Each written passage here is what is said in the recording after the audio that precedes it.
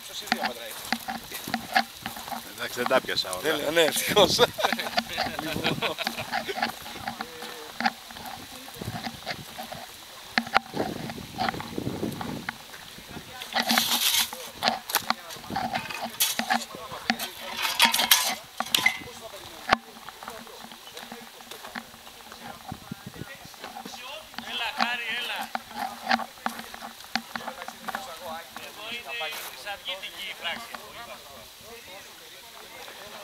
Μη λες τέτοια, γιατί το χωριό του Γιάννη είναι πάρα πολύ κοντά.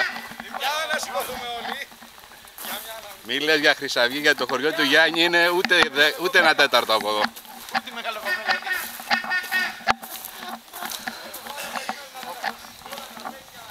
Για το βιστρόμ ποιανού είναι?